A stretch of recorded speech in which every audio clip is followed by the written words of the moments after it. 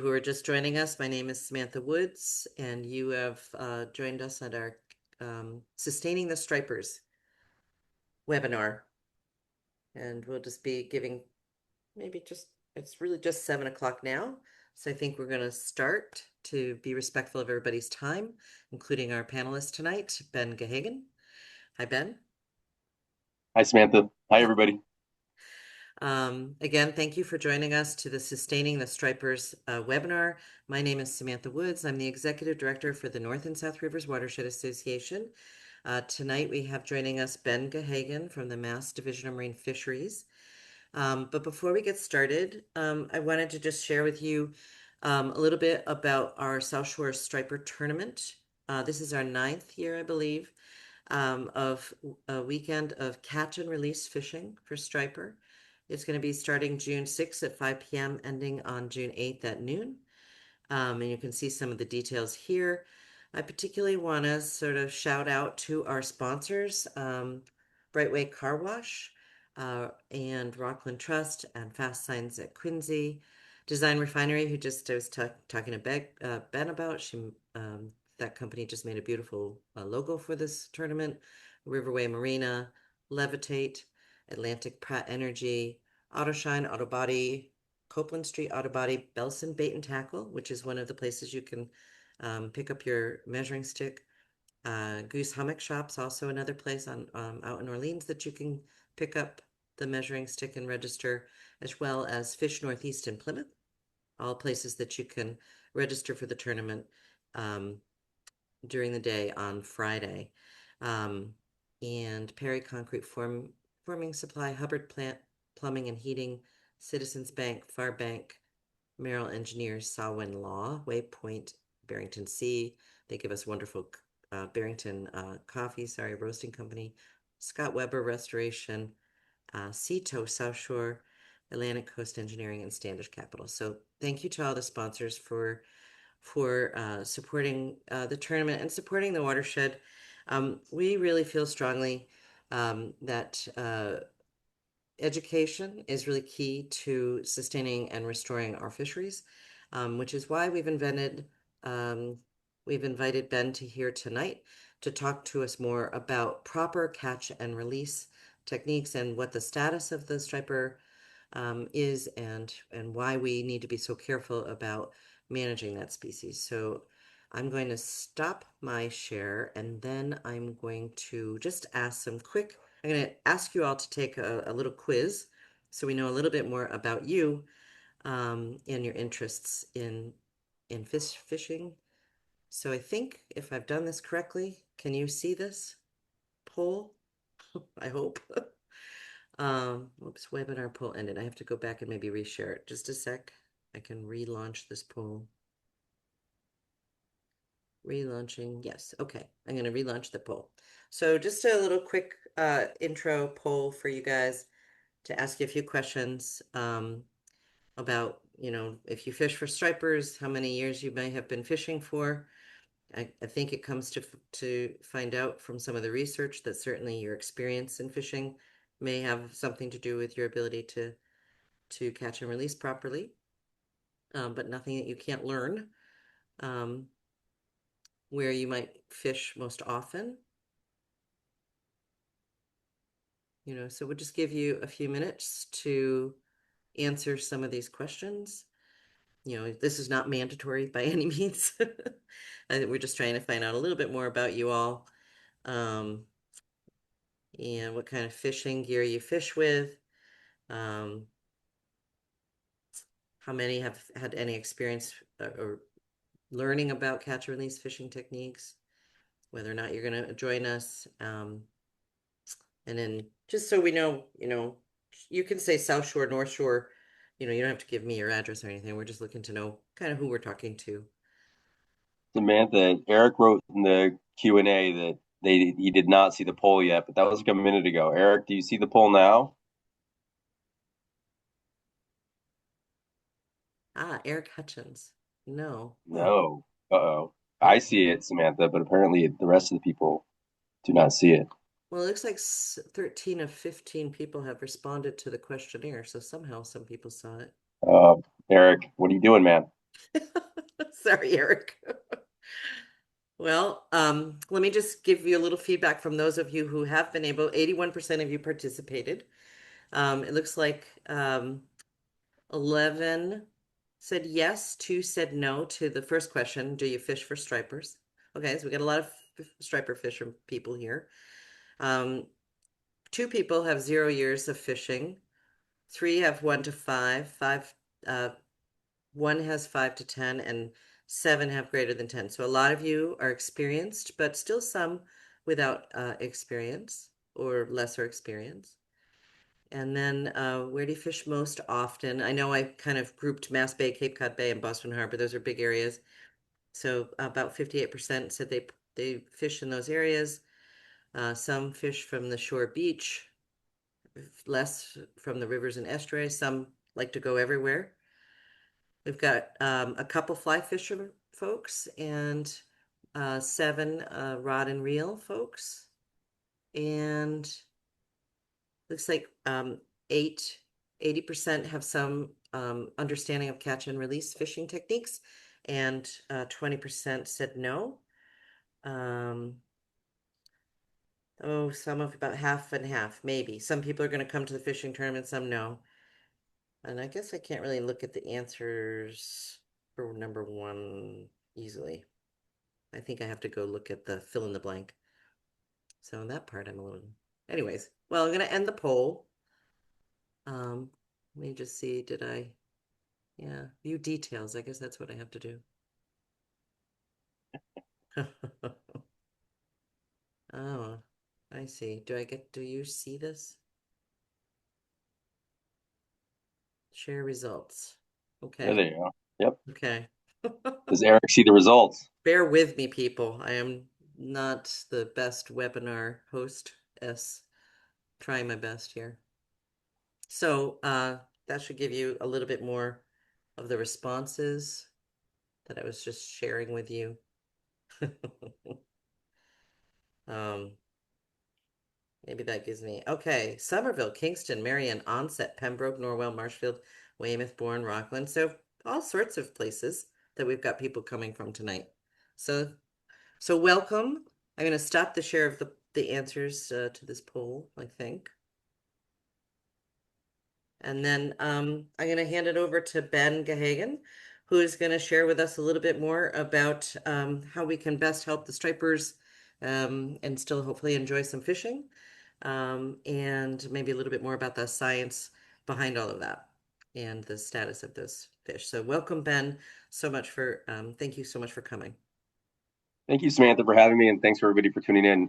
Just bear with me for half a second. I'm going to look away because I have multiple screens going on here and get everything set up so I can properly share my talk with you. Um, Exciting to be doing this. Exciting that people are going to go out and do some striped bass fishing. I've been hearing murmurs of some good fishing down y'all's way, which is great. Now I can't find the share thing, of course. There we go. It's hard to talk and Out like maneuver these things, right? is not the easiest thing in the world. All right, is hopefully everybody is seeing the screen. Sam, can you see it? I sure can. Yep. All right, awesome, yeah. And it's cool to me that y'all are doing this down there. This is actually a part of the state I have not had a chance to straight bass fish that much in. A little bit down actually in the North River a few times, and in the area between Boston Harbor and Scituate and Plymouth. But very only once in Cape Cod, in Cape Cod Bay, but from shore last fall, and it was a complete strikeout. So it happens, but it's been fun getting to know. I've been living in the state for about 13 years now, and it's been great getting to fish just about everywhere. I live up at near the mouth of the Merrimack River, so I fish all around Ipswich Bay and Cape Ann. I've done a lot of research in Salem Sound and Boston Harbor, Buzzards Bay and Vineyard Sound, and the backside of Cape Cod.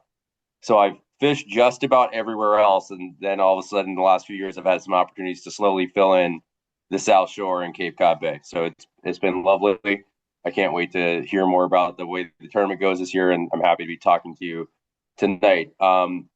In my day job, I am the recreational program leader for the Massachusetts Division of Marine Fisheries. For most of my career, I've been a diagamous fish biologist, and I've been working for about, man, it's kind of embarrassing to say, but a decade now on my PhD at UMass Amherst while I'm working for the state. So I'm wrapping up hopefully in the next 18 months. Pretty excited about that. Not going to talk about that much research as much tonight as some post-release mortality work that I've done with colleagues, Bill Hoffman and Micah Dean at the Massachusetts Division of Marine Fisheries in the last few years. But I'm going to continue to stay off topic to begin with, hopefully, if I can get this thing to move. With just a couple slides about maybe why we're all sitting here tonight. So why does all this stuff matter? Why do we care about striped bass? Why should we care about striped bass? What's our skin in this game? So hopefully some of you, I know Eric does, but some of the rest of you know about the public trust doctrine. This is an idea that's just been percolating for centuries and has really become very fully developed in North America more than anywhere else in the world. But it's this idea that, and it really was a reaction, of when colonists came to the United States to what they had experienced in most of the countries in Europe, where often the crown would own wildlife and fishes. If you think back to Robin Hood and reading Robin Hood, watching the movie, he's in trouble for shooting the king's stags.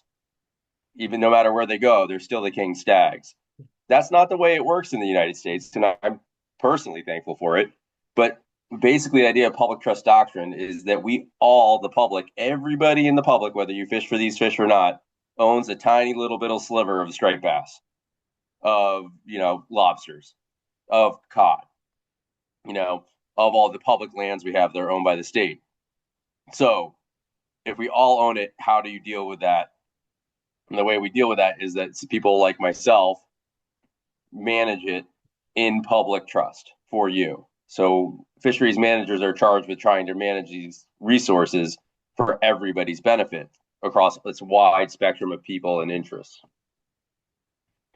But this is the basic idea. Sorry, I started talking too much and not thinking about the next slide, but this is the basic, succinct form of what I just said. So I get the distinct privilege of getting yelled at by everybody every time I try and do something, hopefully for somebody, the benefit of somebody. I'm kind of joking, but sometimes it does feel that way. And it is one of those things where that's how a compromise works. But I want to give you all a little bit of a sneak peek into how things usually work and how decisions get made, because I think that's something that very often is not talked about or shared with people. For a fish like the striped bass that swims between all these different states, every year this big migratory group of striped bass that comes out of the rivers from spawning, all these different rivers from spawning that we'll get into in the spring, and it swims up and down the East Coast, passes through all these state jurisdictions. So the way we deal with that is by managing them through an interstate cooperative called the Atlantic States Marine Fishery Commission. These are the four objects. Hopefully you've been reading while I'm yammering away here. I think that they're kind of technocraties, which they must be, but they're good ideas. They're noble goals, right? These are the 5 species that are diagamous, right? So I used that word before. Let's tell you what it means. It's that salmon life history. This fish that, anadromous, sorry, is salmon life history. So we have 4 anadromous species up here. The American, hopefully, can you all see Sam, can you see my cursor? Yep. So we have the American shad, Mm-hmm. its smaller cousin, the river herring, the sturgeons, short nose in Atlantic, striped bass. These are all anadromous fish, so they're born in freshwater but live and spawn in freshwater but live most of their life in saltwater. And then there's the American eel, which is the East Coast's sole catadromous fish, which means that it is born in saltwater but lives most of its life in freshwater. It does the reverse of that. And together, those are diagamous fish. That's the umbrella term for these things. What I will show you here is just all on similar timelines, but different magnitudes. But the point I want you to take away from this is that, unfortunately, people in general and the ASMFC, which is a newer creation, not very good at dealing with these fish. You can see that almost all these fish, really, except striped bass, are basically at historical lows. Like they're just at the very bottom of the barrel of what we know of their abundance.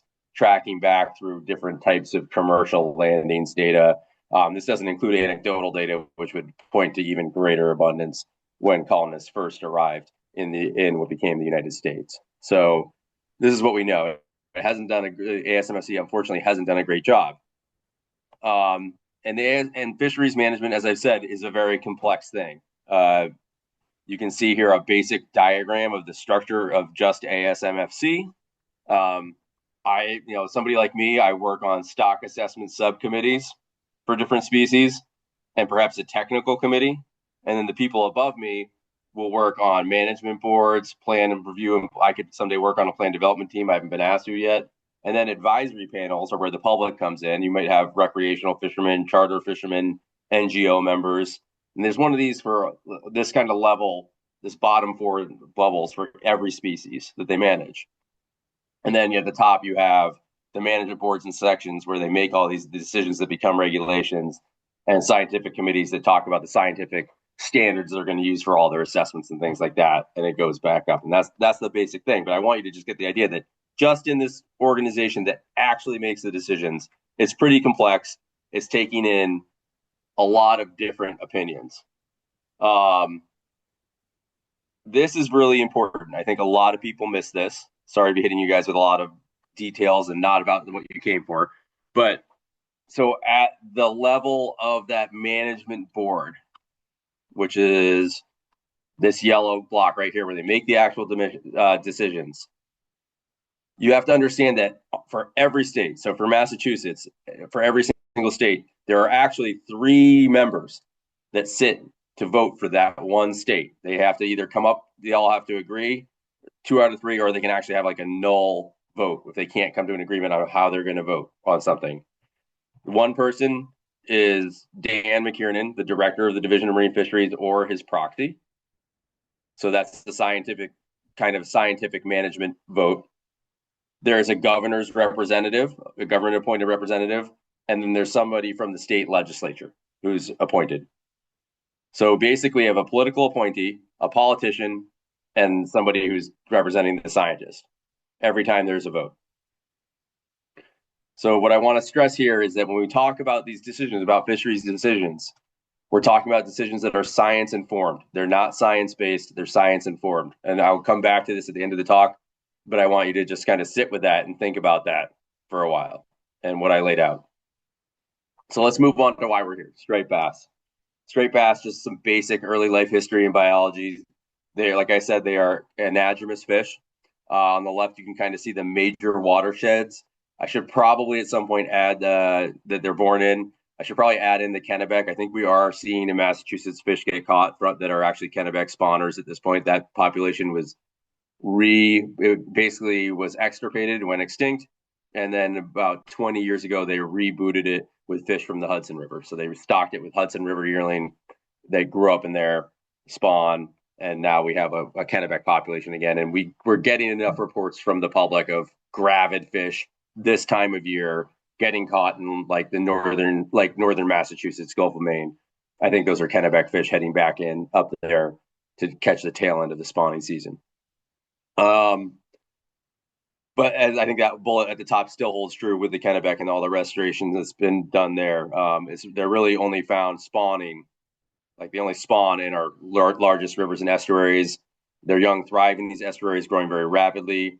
They display something called partial migration, which is very cool. Within each of these populations, there's different age schedules, but some fish stay in the river for longer. Some fish go immediately out to and join the migratory population. So there's all these sub behaviors that make the fish fascinating within each population. And when we think about it, this coastal stock, so what we fish on, as you can see, there's no spawning populations north of there's the Kennebec and Hudson. So we're bracketed at this point. But there's none in Massachusetts, Connecticut, or Rhode Island. So the fish we fish on are not Massachusetts fish. They're part of this coastal stock that's a mixture of fish from all the different populations. So although we know the population structure looks like this is the way we're managing the fishery, which is focus for, I can come back and talk to you all another day, but that's a lot of my focus because it's not a great way to do things over history. We've found that out in trying to make it work with fisheries management. So Striped bass are also cool because I think that most people are surprised to hear this. They can live longer than 30 years if they get lucky. So they can grow very large. They can live a long time. Um, and that makes a lot of sense. And they also start spawning anywhere between 4 and 8 years of age. And their spawning isn't always successful in the spring. Depends on a lot on flow, a lot on temperature, and some other factors. And so it makes sense for a fish to live a long time and basically step up to that roulette table as many times as they possibly can in the hopes that they'll have a good reproductive year of reproductive success. And that's what carries forward the population. In Massachusetts, quite literally, like in the second year we were here, we were making rules about what you could do with striped bass. Like when colonists arrived, they were basically started arguing about what to do with striped bass. So they've been important from the get-go. The colonists also realized they were important because they saw Native Americans in the first year. They were there trading these fish. They were valued by Native Americans much longer than white people were even here. So this is a fish that's just had enormous importance for centuries. This is a picture from Cape Cod in the late 70s. And you can see those are all 40-pound plus fish. That's one night of fishing on surf fishing in Cape Cod and what it looked like in the late 70s. About 4 years after that, we were considered overfished with overfishing occurring, and the stock was completely collapsed. So it's an important thing to think about that it can go from very good to very bad very quickly with striped bass. Um, it's currently the most pursued recreational fish on the East Coast. And I'm going to get a little sciencey now. We're going to get into the sciencey part of this evening. This is a figure that they will always have this figure on the landing page at ASMFC for striped bass. You go to asmfc.org, go to the managed species, go to striped bass, and this picture will be there. So I'm going to take a minute to walk you through what it means. It's got time, the x-axis on the x-axis here, starting in 1982. I was just talking about how in the late 70s I showed you that picture with all those giant striped bass. This is right after that. This is when this part where both the dark blue shaded area and the red bars are way low. That's at the collapse. This dark blue shaded area is the millions of pounds of spawning stock biomass, which is the fancy way we like to say females that can make babies, sexually mature adult females. So that's in millions of pounds, right? Spawning stock biomass, SSB. These red bars are a combined recruitment index. So we have net surveys, same net surveys in the Hudson, the Delaware, and throughout Chesapeake Bay. We combine those weighted. We weight them depending on the size and the importance of the spawning area, and we go out there in the late spring and summer trying to catch baby striped bass. And so this is our recruitment index of how many small year one fish we think survive the egg and larval stage, which is where most of the mortality occurs. And you can see that, both of these are low in the 1980s. And then there was a moratorium, very, very low fishing pressure, which we'll get into. And we have this rise through the 1990s. And it's kind of been a roller coaster more recently. And this, especially more recently, I want to call out that you have two really big bars here, the 2015 and the 2018 year class. If you've been paying attention to striped bass management, we talk about those a lot. And that's why we have a slot now. But outside of that, it's been really low. And that kind of shapes probably what you're seeing on the water as well. So where does mortality come in? So I showed you how many big females breeders we think we have, and I showed you how many young we think we're getting each year. How does mortality fit in? And that can come from harvest, both commercial and recreational. So in this figure, you can see three things going on. The commercial harvest here in this red line, which stays fairly stable and low throughout the history of the time series. And then recreational harvest, which is broken into recreational and release mortality. Light blue is harvest. Dark blue is recreational release mortality. So every year, about 90% of the mortality, it bounces between probably 89 and 92% of mortality comes from recreational fishing. Commercial fishing is typically 10% or less of mortality on striped bass. So I think that's an important thing to let sink in. And there's a lot of arguments about this, and there's a lot of arguments about the commercial fishery in Massachusetts and other places. But it's important to keep that in mind. But then if you take that 90% in a given year, 40 to 50% of that can be from release, recreational fishing, catch and release fishing. Whether people don't want to harvest a fish or they're not getting the fish in the size limit, either it doesn't matter why, but fish that are released typically make up almost half of that 90%. So post-release mortality, we don't really have a great handle on that in the commercial side. We apply some numbers we have that are a little old and we're looking to update, is a very, very big piece of the annual mortality of striped bass. We're talking about 30 to 45% most years. What can we expect going forward for striped bass, which is, I think, part of why I'm talking tonight, is that right now we are projected in 2029. In 2018, these fish were declared, the stock was declared overfished again, and they had to be rebuilt by 2029. New sustainable management plan, fishing management plan in 2019 needed to be rebuilt to above what's called the threshold value of spawning stock biomass, this dashed line in this figure. Oh, sorry, it needs to get back to the target. Stay above the threshold, get back to the target by 2029. And what it looks like is that we are on track, most likely to do that, depending on how high fisheries mortality is this year and next year. So with that in mind, we have a chance of making it, but I want to get you to think back to that previous figure where we have this going on. After that peak that we're seeing in this figure here is from the 2015 and 2018 year classes recruiting into the spawning stock biomass. After that happens, we are going to start going back down. And I think we should all be aware of that is our future. That's what's going to happen. And when we're making choices now, we should be making choices with that in mind. So what can we do about it? I'm going to take you through some research that my colleagues and I have been doing, finally, the reason you're here, the last few years to estimate post-release mortality. We're just now entering the third phase of this project, which I'll get to. If anybody was ever curious about how many emails the state email account was allowed to send out to individual recipients in one day, I have found out last week it's 10,000 people when I tried to send 20,000 people emails. Maybe some of you got my emails. But anyways, that was a fun thing to find out halfway through my workday. All right. So striped bass, as I've said, are very popular. The most released U.S. sport fish in U.S. Marine fisheries. We estimate there's about 11 fish that are released for every fish harvested. And as I've already covered, a lot of mortality comes from catch and release fishing. The rate we use in our stock assessment to figure out how many fish die is 9%. The DMF actually did this study. Our former director, who retired around 2015, we're talking about 3 directors back now. We're on Dan McKiernan, and then there was one between him and Diodati. Back when he was a biologist in the late 90s, he got several hundred fish, small fish, all fish less than 25 inches long, out of some pound nets in Rhode Island, brought them to a tidal pool with gates in Salem, Massachusetts. Everybody got to catch. He tagged all of them with like little plastic tags, as some of you might see, and then everybody who worked at DMF and all their friends got to fish for them all summer.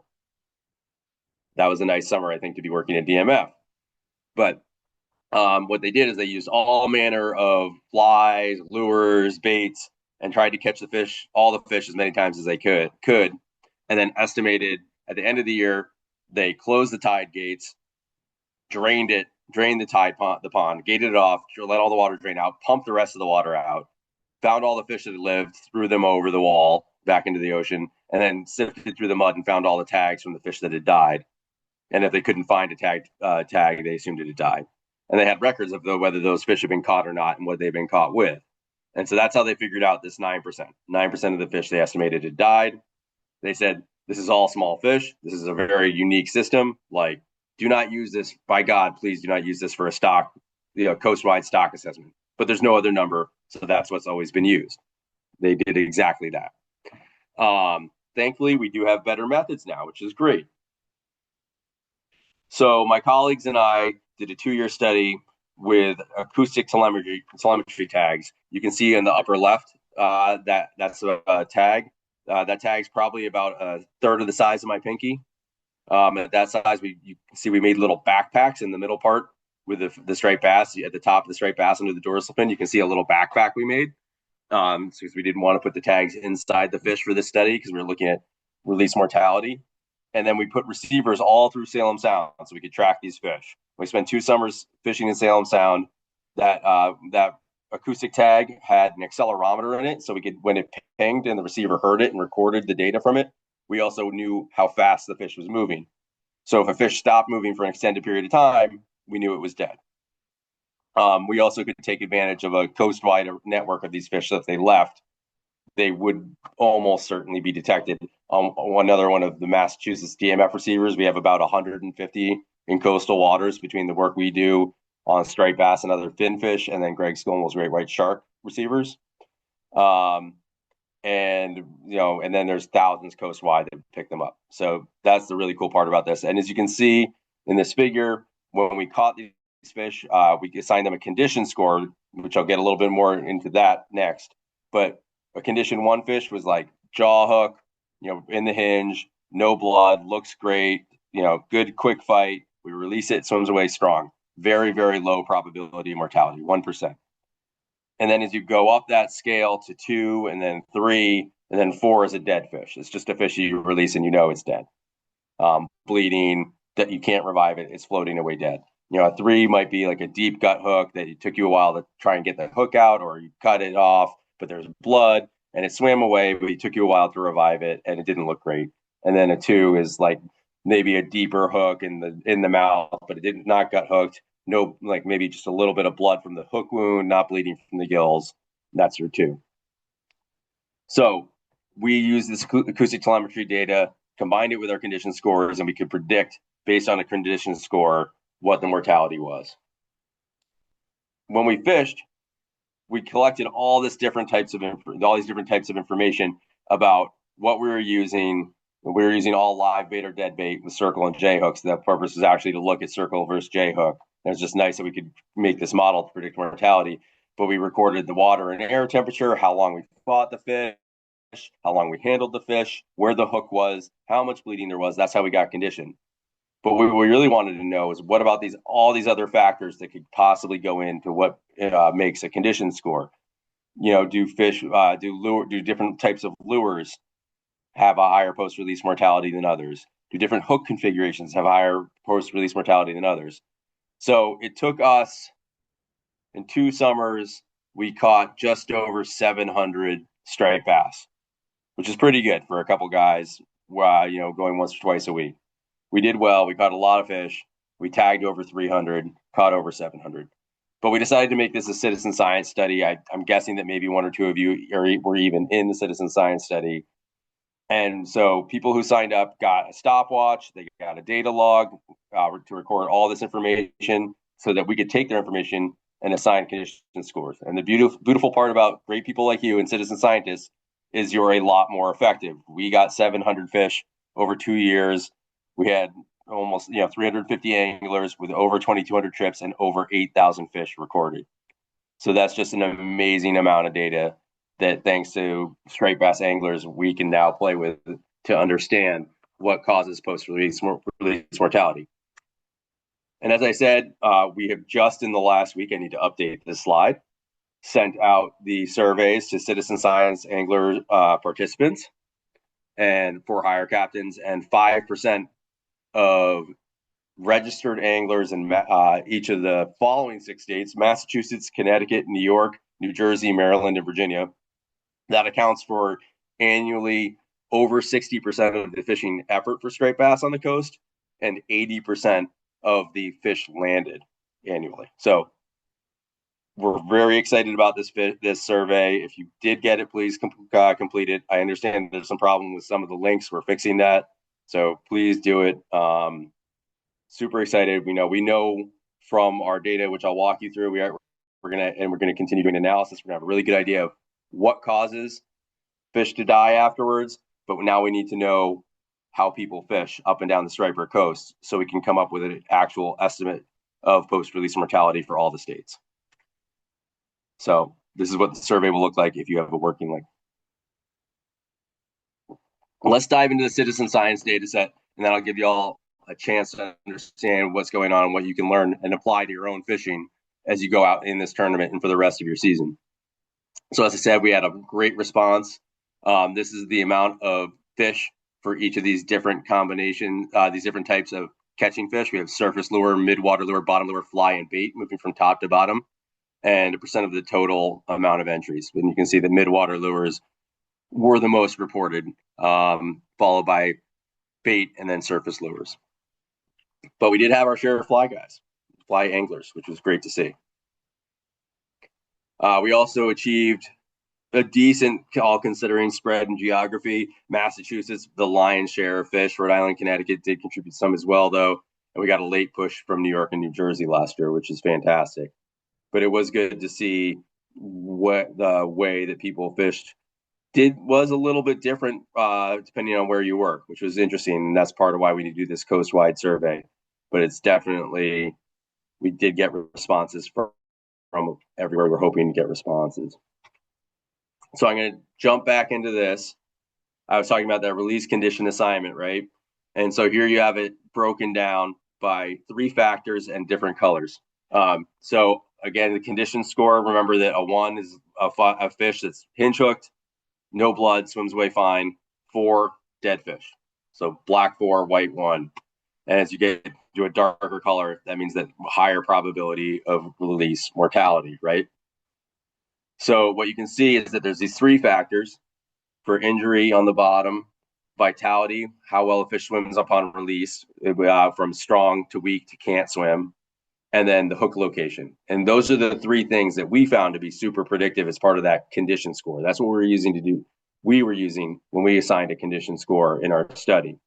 But like I said, we need to understand how all these different factors that y'all collected create, like, impact vitality, impact the hook location, impact injury, because the number of hooks, the way you're fishing can, and the type of lure can impact those things. So let's get into what we learned. We have a tackle and lure choices. There definitely did impact post-release mortality. We have tackle type here with bait at the highest, 6.3%, moving down from a surface to bottom to midwater, and then fly at the lowest, which I think a lot of people, I was surprised about, because a lot of it does tend to have a higher fighting time. But I think that also a lot of people use single hooks, and almost entirely single hooks, and a lot of people debarb their hooks. But you can see that bait was the highest at 6.3%, and notice that all these are also lower than that 9% estimate. But then as you break out all the different types of lures, you can see that just as bad as bait fishing is lures with double treble hooks. And I think that Samantha and the Watershed Association, along with a lot of other people, are trying to get the word out and trying to give away flags. DMF was doing this, and I think that in all of your captain's bags, if you're in the tournament, you're going to get a plug flag, so you can replace that rear treble hook with one of these plug flags. Your lure will still swim correctly. That flag will help attract fish. It'll be like a tail swinging behind the lure, but you're going to have one less treble hook on the back or one less single hook on the back. And that's going to lower your post-release mortality, because importantly, they're about the same, but single, and single treble. If you have 2, even if there's 2 singles, it's increasing your post-release mortality probability for fish you catch. The lowest you can get is just to have that one single J hook. Even one single treble is slightly better than having 2 singles. Fishing time and handling time, fight time and handling time, also important. When we get above 2 minutes, it's really not good, especially for handling time. That's when you can see the handling time is more than the fishing time. The fight time can boost the odds of that fish dying. So while it's fun to catch your best fish ever and bear hug it and get that grip and grin picture, it's really not good for the fish. I think a really great rule of thumb you can use is that when that fish comes over the rail, start holding your breath. When you feel like you need to take a breath, it's time to put that fish in the water.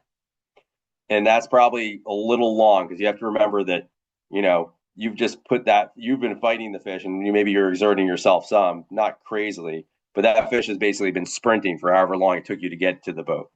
So nobody wants to run like a 100-yard race and then have a plastic bag put on their head. That's not really what we're looking for in life. And so just keep that in mind. Anything you can do to reduce that fighting and handling time is a great thing for the fish. Work with your fishing partner, have them have a camera ready, have a net, a nice rubber coated net, get that fish boat side, have it in the net, take the lure out of its mouth while it's still in the water. If you want that picture, if it's that fish you want to record, or you need to put it on the measuring board for the tournament real quick, that's not a problem. Just lift it up, do what you have to do very quickly, get it back in the water. It's very like if you can do that in under a minute, you're doing well. If you can do it under 30 seconds, great. And if you don't need to bring it out of the water at all, don't bring it out of the water. That's the best thing you can do. But it gets complicated. We see some different types of patterns with temperature and fish length. And when there's still, like I said, there's still a lot of analysis that we need to be doing on these data sets. Right now, we haven't done the advanced analyses to remove covariation, which means that all these things are still, when I show you these numbers, these things are still influencing each other. Like I'm showing you temperature, but we haven't pulled out the effects of the number of hooks on a lure from the temperature results or the fish length results. So we need to tease all that stuff out, but we're showing you the strongest patterns we've seen because we believe in them. So although these patterns look a little odd when you look at it that way, when you start breaking it out and doing the type of things we're going to do more formally this summer, you can see that there's real things here where as temperature goes up, once you get above 75 degrees Fahrenheit in water temperature, you have a really large jump up in the weak swimming fish. They have a trouble reviving themselves and swimming away from the boat after being released. So we know that that's not a good thing, and that's going to play strongly into post-release mortality. Again, you can see fight time here versus fish size and handling time versus fish size. So the mortality rate, this increase as you get bigger, seems to mostly be driven by fight time rather than handling time, although that's a positive relationship as well.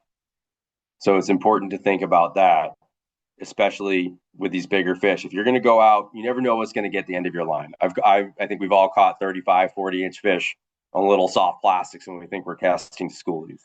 But if you're going to go out and target bigger fish, if you're going to go out and troll mackerel, if you're going to go out and chunk bait, like, throw a big dock, then use the appropriate gear. Like, I know it's fun to get to use lighter gear and makes it sportier sometimes, but use stronger rods, stronger line classes, make sure all your connections are good, and get that fish to the boat as quickly as you possibly can to keep that fight time down. And then make sure you could use those practices I was talking about before with your handling time to reduce that as well.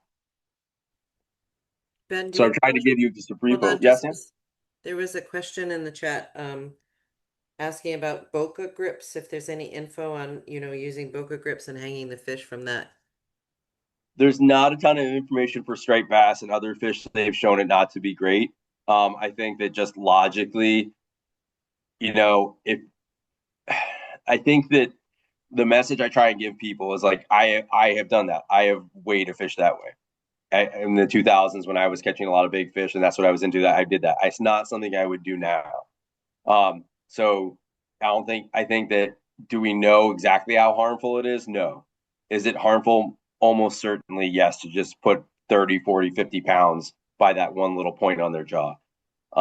It's more work, it's more stuff on your boat, but if you really want to get a weight on that fish, there's two things. There's the easy way, and then there's the hard way. I think the easy way, which is really great, is, like I said, have that net, hopefully rubber coated twine or some sort, get the fish in the net, and weigh your net ahead of time so you know how much it weighs. Then put that the boga grip on the net near the handle and lift the whole thing up. So now you're getting the fish weight without having to put any pressure point on the fish, especially at the hinge of the jaw and try and support everything just by that jaw structure. The whole fish is supported by the net. That's a great way to do it. If you really want to do the best way you can, you could make yourself take some old neoprene waders or something, or some old canvas, get it all wet. They make 2 PVC booms and make a little fish sling with a rope that you can do. And then the fish is wet the whole time. It's staying great. It's not rubbing up against all the netting. Those are 2 ways you could do it. But I mean, if you have a net, just do it right in the net real quick like that. Try and keep the fish as wet as possible and do it really quickly. Like I said, be prepared to do it. Practice doing it so that when it comes time, you do it quickly. Thanks, Ben. No problem. So just so people have a timeline and can look for results, this is where we are headed. Very, very excited that we got those tackle configuration surveys out. The last of them went out today, and then we'll be looking to wrap that up over this summer and fall and hopefully contribute to the next stock assessment in 2027. So again, just to be a little redundant, it's a little redundant, but I want people to walk away thinking about this. Where our mortality rate is directly related to the condition of that fish, those factors I was talking about. And we know so far that the release condition appears to be influenced by fighting and handling time, hook number, type, and location, like where those fish end up getting hooked, and then water temperature and fight. And you can find out a lot more information. As Sam said, this will be live, so these URLs will be out there for people if they want to go watch it again. Or you can, if you Google mass DMF shiny striped bass, you'll find it. But you can look through all the data yourself, years combined, years separate, and we have a lot more online that you can go check out. And I definitely encourage you to do that. And both on our social media, through newsletters and emails to license holders, we'll continue putting this information out to people as we get further down in our analyses. And importantly, I wanted to point out that education, regulation, we can't tell you how long to fight fish. We can't, we can tell you how long you should fight fish, but we can't have, green cops sitting there with stopwatches. There's not enough of that, and nobody's ever going to do it. But education, I think, is really the cure here. So I'm glad everybody showed up, and hopefully you're still listening to me as I ramble. But we've seen it just in our results that, people, as they gain experience, they get better. Mortality goes down. And if we keep educating people, I think that we can get the word out and lower that mortality rate all by ourselves. And that's what it's going to take. If you are a big bass fisherman, I just want to point this out. And if you're anybody who likes striped bass, we've kind of talked about this freight train coming down, but especially if you want to catch a big striped bass, take care of that striped bass. We're getting back to this figure, talking about 2011, since there may be a few of these fish from before 2010 out there. There are not a lot of them, but they're out there. But really, we're talking about 3 big year classes that are out there right now: 2011, 2015, and 2018. That's making up a lot of the striped bass we catch right now. And just so you can understand that, this is what that would look like from age and growth perspective, right? This is a growth curve by age. You have age on the bottom as you getting older from left to right, and then the total length in inches. That orange bar is the average, but you can see how big that spread is. All those blue points are individual fish. And so fish, just like people, you have fast growers and slow growers. So that's also interesting. So you can see the spread, but I just want to point out that right now, that's what we're looking at, right? Is our 2018 year class. We've continued that when we made the slot to go from, we first did the slot from 28 to 35. It was about conserving older fish. And then to protect the 2015 year class, because harvest went up in 2022, when those fish entered the slot, so harvest doubled. So we have the slot down to 31 inches, 28 to 31, and we've maintained that. But this year, that 2018 year class, you can see average length, 30 inches. That's going to be right in the middle of that. So we're going to see a lot of slot size fish this year. And now our 2015s are in that 35 to 40 inch range, and our 2011s are 40 to 40 inches plus. So these 3 year classes are coming through. We have 6 years of pretty much terrible recruitment, terrible age 1 production since then. If you're seeing a lot of schoolies, please email me and tell me about it. I don't think we're going to see a lot of schoolies this year. I haven't seen them yet. I'm hoping I will. And I haven't heard a ton of reports of big roaming bands of schoolies like you usually see, but hopefully they'll show up and the science will be proved wrong. But I don't think that's going to happen. So think about what you're doing. As I've said and hinted at strongly, there's lots of things that I used to do striped bass fishing that I no longer do. And I just encourage people to think about now as a time for stewardship. We all love fishing for these animals. They're amazing. They're so cool. I could sit here. I've already talked for about over half an hour anyways. And believe me, I could go way, way longer, and I will if some other time. But, they're really cool. But now is a time for us to kind of think about taking care of them and making sure our kids and our grandkids, our nieces and nephews all have a chance to enjoy it as well. I invite you to go online. If you Google straight bass, mass DMF straight bass media, you can hear me talk yet more and other people talk, but we have however you like to get your content. We have videos now talking about how you can bring this advice in, whether you're fishing from a boat, surf fishing, or kayak fishing. We've been on a number of podcasts, myself and my colleagues. So, however you like to get your information in this digital age, we've tried to put something out there that you can listen to or watch and try and pick up a little bit more information. The Keep Fish Wet group, straight bass fishery in our hands. Their materials are great. Absolutely, you've heard me. So a lot of what I've talked about today is also coming from them. I encourage you to go check them out. Really, really good stuff there. I just want to take a second to thank everybody. All the research that is informing, a lot of the research informing my opinions and all the stuff I've shown you today was funded from saltwater permit funds, people in Massachusetts buying a saltwater permit. That's where your money goes to, among that and public access and habitat restoration. Great things.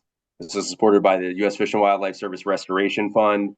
And the striped bass conservation plate funds are now coming online. So the people of Massachusetts, whether you know it or not, have made a huge impact already. Please, I love working with y'all, and I look forward to doing more to have a positive impact on striped bass as we move forward.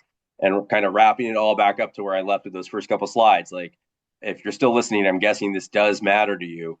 And I'm just trying to, like, there's so much you can do. Hopefully, I've given you like some really like concrete things you can do when you're fishing. But going back to the beginning, think about participation, because like this is your resource and you are 100% right to get up and sit and talk about it, go to meetings and stand up for it. That's what you need to do. So if this matters to you, then go out and do something to make sure that you have it, you continue to have it, your kids have it, and your grandkids have it. And then if there are people who are hammering in questions, I'll put up this slide.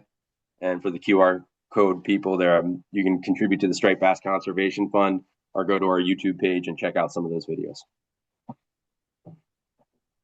Thanks so much, Ben. I think that we feel really strongly as well that education is really a key factor, and that for people who do fish, once they hear more and learn how to handle the fish better, it definitely makes a big difference in all sorts of ways, which is part of why we even do this. Um, we are not a striped bass conservation organization, but we are concerned with all fisheries, and we do a lot to restore river herring and our rivers, which, striped bass like to eat. So we're all connected, and we all need to work together to help nature be there for ourselves and for our young people. Yeah. There's a couple questions in the chat. Do you see them, Ben? Do you want to take it? Let me see if I can find them while I'm doing all Or this. I can just read them to you. Would you prefer that? I think I got them. All right. Okay. Eric has asked, is there any serious discussion proposals to require single hooks and or maybe only limit to a single treble, since the data clearly would support this for the sake of reducing release mortality? I think that there are rumblings, Eric. I think that at the conclusion of the study, when we have an idea, when we've teased out all the cofactors and we can understand exactly what the effect of each single thing is when you remove everything else, we'll have a better idea if we want to do that, or also if the commission has any appetite to go down that road after doing circle hooks previously. I will say that what's been really great is to see several manufacturers go out and do this on their own. You are increasingly able to go to a store and buy a lure that is rigged with a single J hook or a single treble with a plug flag. And there's tons of materials available to make that switch on your own. But I encourage people to also vote with their dollars and go out and buy those materials. It's better for the fish, and it sends a direct message that there's an appetite for that type of rigged lure that's going to be, kind of have that conservation basis to it. So I think that's where we are at right now, Eric. And in a year or two, we'll have a better idea about the direct answer to your question. Beth Nichols asked, can you repeat where to find those sources? If you Google Mass DMF Shiny, hopefully you'll get to our data portal. But I think if you go to mass.gov/striper, you're going to get on a landing page that can also get you to that data portal and give you background on all this other research we've been doing. So mass.gov/striper, STRIPER. An anonymous attendee shrouded in mystery. Are you worried about the current federal administration reducing funding that supports science and management of striped bass? Yes, yes, I am. I didn't linger too long on it, but in that previous slide, I had the U.S. made a point of saying sport fish restoration. That's a U.S. Fish and Wildlife Service program that distributes funds from people like you who are buying any fishing tackle. There's an excise tax paid on fishing tackle that gets distributed out to all the states. And DMF gets a couple $1 million a year that way. And it's a great benefit to us. That's just one example of everything we do. I work across the spectrum with employees from the commerce and the interior. I've had a lot of very important and very valued colleagues who have left the service early in the past few months, left public service early, and it's a shame. And there's many more who day to day are very worried about the future of their jobs. If you saw at the end of last week the proposed White House budget, that is just going to be. I do not love hyperbole. I'm a scientist. I like to have three maybes and likelies and a probably in a sentence. It will be catastrophic. We've already lost tens of thousands of years of collective experience from all these agencies, and that will reduce the capabilities just tremendously. And we're just talking about, I am of the opinion that we probably lost a generation worth of management and progress in my field right now. Like maybe lost up to like a generation of things, like just in the time it's going to take to rebuild. And I really would hope it's not going to go much further. But I think that for people who see value in, to paraphrase Leopold, the rather listen to geese than watch TV. I think we're in a bad place right now. So hopefully it gets better. And again, I think that's make your voices heard. Just so everybody knows, I think if you saw in the Q&A, I tried to keep it public. The answers that I wrote, I gave some links to the Striper tournament landing page, but in that landing page, if you scroll down, there's a catch and release best practices that you can look at, which has all the links to Ben's citizen science and to the DMF's, as well as the Keep 'em Wet campaign. So all of that data is on, and all the links are on that page as well. So I guess with that, unless anybody has any further questions, I want to let you get back to your, hopefully there's still sun out there. So got some nice long days to come. I encourage you to really think about how you can best do some of the practices that Ben has mentioned. I think practice makes perfect. When the excitement of a fish is on your boat or in your line, that's not the time to be wondering, where's my thing, my you know, the net that I need, and where's the camera, and you want to make sure you're prepared so that you can be as kind as possible to this fish and get them back so that they can make more little fish for you and for me and for all of us. So um, I really appreciate, Ben, your time and your dedication.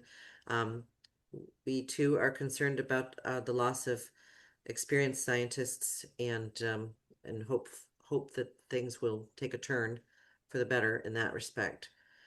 Meanwhile, we'll continue to advocate for people to do the best they can with this kind of information that you have been so gracious to share with us. So thank you, Ben, for Thank you, Samantha. leading the charge and providing science-based decision making as much as we can, for sure.